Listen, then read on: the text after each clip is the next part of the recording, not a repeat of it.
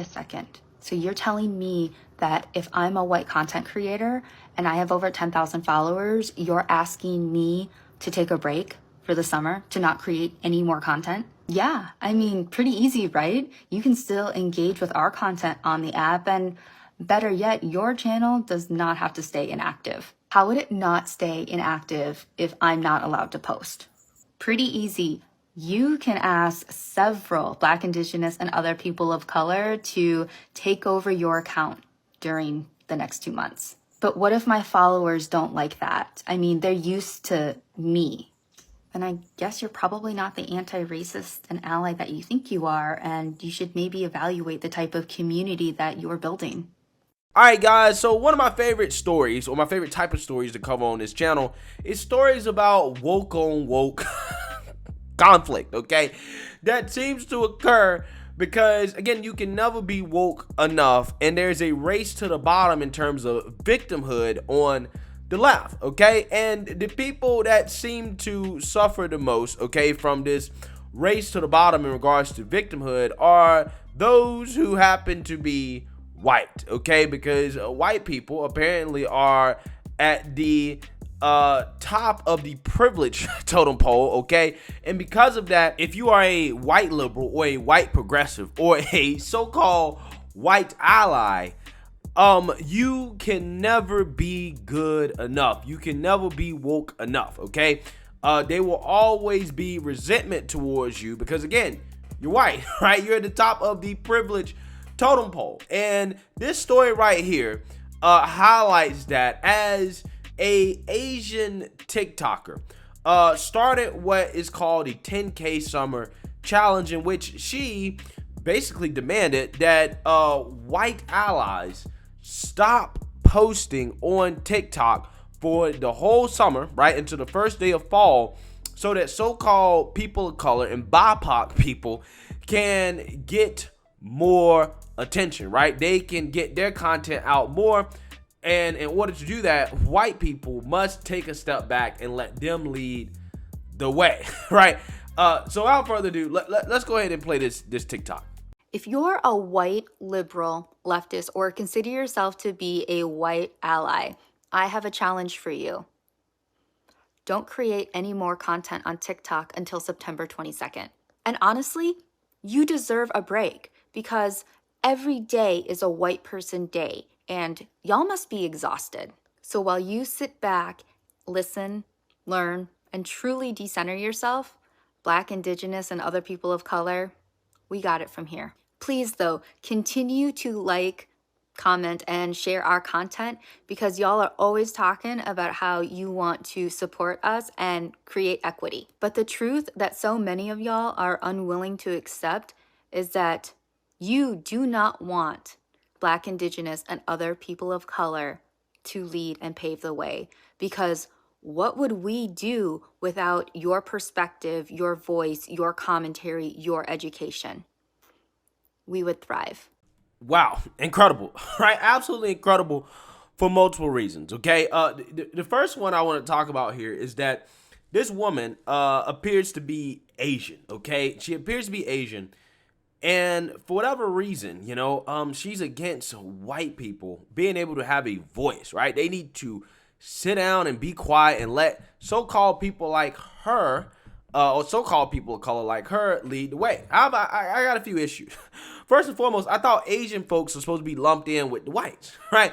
Because I thought that Asian people were too smart to be people of color, according to the left, right? I'm not saying that. I'm not making that argument. I'm just saying that is the leftist argument. You have schools that are essentially discriminating against Asians and whites because apparently they're too smart to be people of color, and they shouldn't be lumped in with so-called people of color, again, because apparently they're too successful, right, to be so-called people of color. Speaking of people of color, right, what I find to be fascinating is how this term people of color does not apply to white people, presumably because some people don't think that white is a color, even though white is definitely a color. And you have Asians who are white, right? Their skin is white, but for whatever reason, they're thrown into the people of color pile as well, particularly when it comes to things having to do not with academics or socioeconomic status. Also, what I find to be interesting is how this Asian TikToker, who again apparently is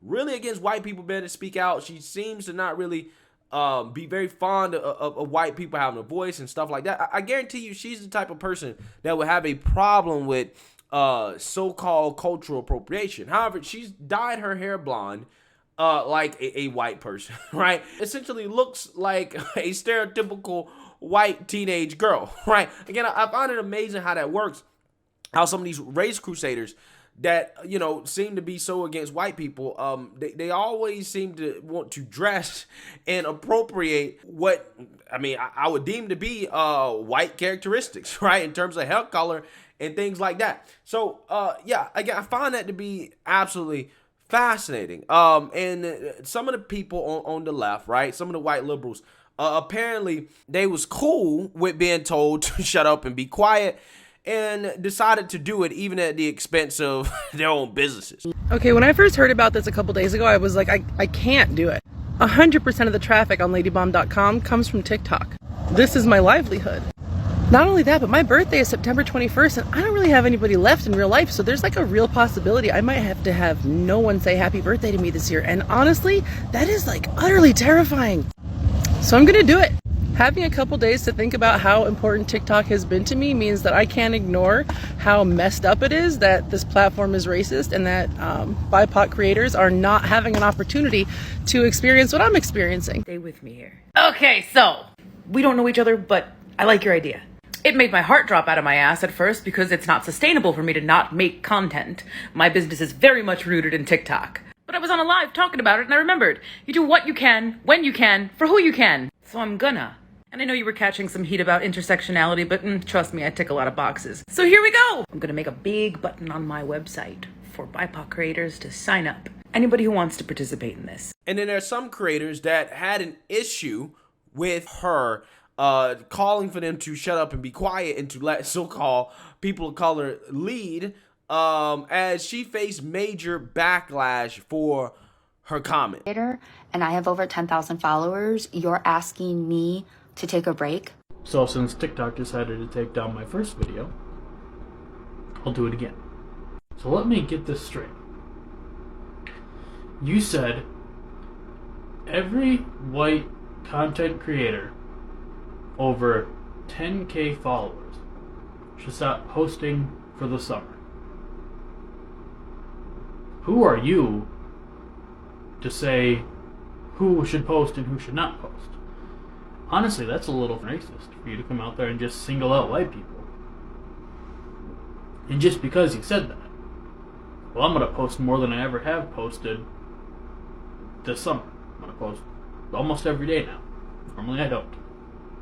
Thank you. It's you and people like you.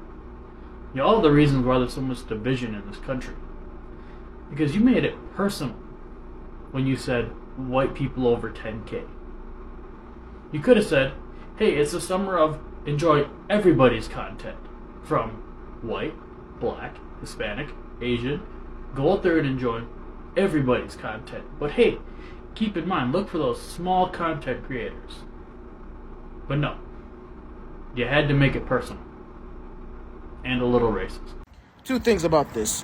One, any white person who agrees to do this deserves to be called a pick-me.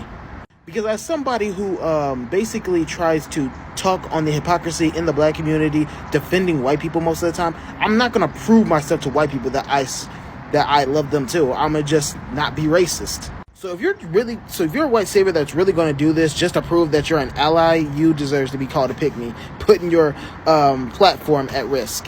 But really, it's just the small creators, like maybe 30,000 or something. Anybody over 100,000 is not doing this challenge. And for the POCs who are saying that this is a great thing to do, you're just showing that your content is trash.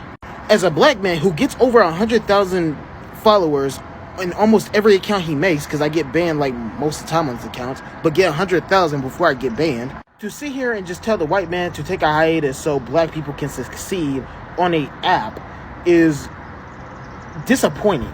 Yeah, so of course you had people that responded to the backlash that this girl has received for calling for white people to stand down on TikTok and let people of color thrive. Of course, people have called the critics of this woman racist. Once again, you all prove my deep belief of there's no such thing as white allies, which I've been saying very proudly and clearly on this app for 2 years. There aren't. There's no such thing as white allies. Just drop it. Giving them that title gives them the entitlement that we see in how they reacted to Tory Bay, which was an overreaction and unnecessary. Most of those white folks could have zipped their lip and moved on with their life and let their defensiveness drop to the bottom of the ocean, but they couldn't. They had to get on this app. I'm not participating in the challenge. I'm not stopping. I won't do it. I'm going to keep going because you need my voice, because only white people will listen to white people. White people listening to white people is an echo chamber that's gotten us to here today. So how great is that? I'm waiting for the answer. I've been watching some of the latest discourse around the 10K Summer Break Challenge, and I just wanted to share some of my concerns. Because Tori, the creator I just stitched, who also created the challenge, is being criticized for their tone and for being hostile. And I've been seeing some pretty inflammatory language being used to describe her in defense of allies. And that's really worrisome to me because from the moment that challenge was announced, I feel like most people in the Black and Indigenous communities and other people of color were bracing for the onslaught of racism and backlash. And that began happening immediately. And a lot of allies have shown their ass, and a lot of allies have shown their fragility. And now, Black women on this app who tried to call them out on their BS are getting community guidelines violations. And now there's some really concerning language being used to describe Tori right now, words like dragging, bullying, dehumanizing, dogpiling. Yeah, so once again, guys, the moral of the story here, right? The moral of this video is you can never be woke enough. You can never be woke enough, okay? Because apparently it is racist if you tell somebody that, hey, it is racist to call for a certain group of people to stop talking because of their skin color, because you perceive that because of their skin color, they have some type of inherent superiority or privilege that other people don't have, right? So apparently calling out racism is racist, right? And this is why the leftists will eventually collapse under the weight of their own wokeness, right? I mean, it is currently happening because of this right here, right? I cannot imagine being a part of this type of community, right? Where you happen to be a white liberal and you're trying to be an ally, right? Which I think is a weird word in the first place to use to call somebody. I can't imagine trying to appease these people, but you know, in order to appease these people, you have to be quiet, right? You literally have to shut down your own platform. You have to shut down your own business to let these other people thrive. And if you don't do that, then you're racist, right? And if you got something to say about it, then you are causing those people harm, right? Again, it is incredible. It is absolutely incredible to witness some of the stuff that goes on in leftist woke TikTok world. It is truly fascinating stuff. So let me know what you guys think. Make sure you like, comment, and subscribe. Most importantly, share a Black conservative perspective. Peace.